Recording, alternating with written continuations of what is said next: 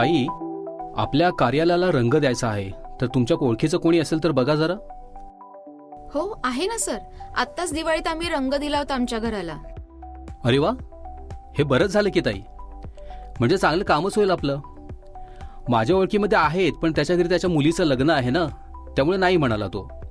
म्हणून म्हटलं तुम्हाला विचारावं. विश्वासू व्यक्ती असली म्हणजे कशी काळजी नसते ना ताई. हां, ते बरोबर आहे सर, मी बोलून घेते त्यांच्याशी. हो ताई, बोलून घ्या आणि त्यांना पैशाचा पण विचारा किती होतील ते. बरं सर, मी आजच विचारून सांगते तुम्हाला. हो ताई, आजच सांगा.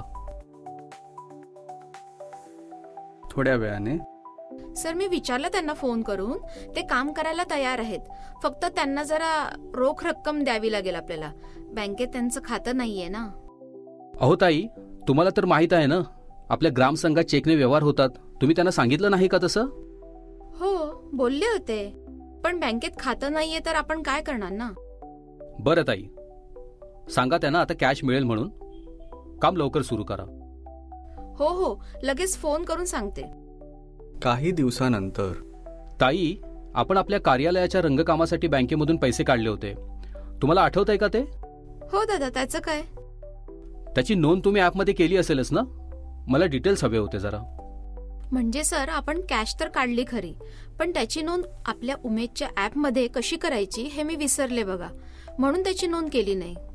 अहो ताई, असं का करता तुम्ही? वेळेवर काम व्हायला पाहिजे ना.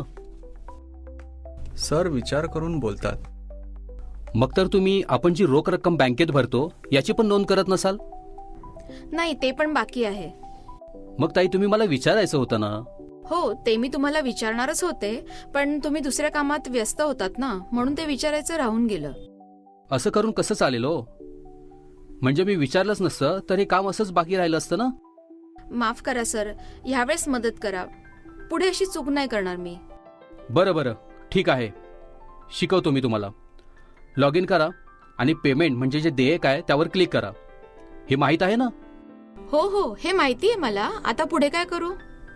आता यामध्ये उजव्या बाजूला कॉन्ट्रा आहे पहा, यावर क्लिक करायचं आणि तिथेच अधिकच्या चिन्हावर क्लिक करायचं. बर. त्यानंतर ज्या तारखेला बँकेतून पैसे काढलेत ती तारीख टाकायची आणि पुढे नरेशनमध्ये ज्या कामासाठी पैसे काढलेत ते कारण लिहायचं. म्हणजे नंतर आपण कशासाठी पैसे काढलेत हे आपल्याला समजतं. हो का? हे नरेशन फारच उपयुक्त आहे. आता नेक्स्टवर क्लिक करा. त्यानंतर चेक नंबर टाका.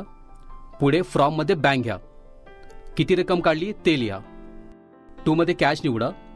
शेवटी सेव्हवर क्लिक करा. म्हणजे सर, बँकेतून आपण पैसे काढले की त्याची नोंद आपण ॲपमध्ये अशी करायची. बरोबर. आणि बँकेत पैसे भरले की मग कसं करायचं? त्यासाठी नरेशनमध्ये पैसे बँकेत जमा केले असं लिहायचं. फ्रॉममध्ये कॅशचं खातं घ्यायचं आणि 2 मध्ये आपली बँक घ्यायची आणि किती रक्कम भरली ते लिहायचं. बस इतकंच करायचं आहे तुम्हाला. झालं पण. मला वाटलं खूप कठीण असेल, उगाच घाबरत होते मी. सगळं नीट समजलं का? की काही अडचण आहे?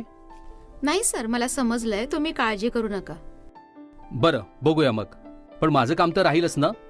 मला तर डिटेल्स आत्ताच हवेत. नोंदवही आणि पासबुक देऊ का सर? द्या. अरे देवा. आता काय झालं ताई? पासबुक विसरलात का? नाही सर, ती प्रिंट आहे ना, ती खूप पुसट आहे आणि नीट कळत नाहीये. सर वैतागून बोलतात. बघा ताई, हेच काम तुम्ही जर ॲपमध्ये आधी केलं असतं तर माझा सगळा त्रास आणि वेळ दोन्ही वाचलं असतं ना. Sorry sir. ठीक आहे, पण नेक्स्ट टाइम काळजी घ्या.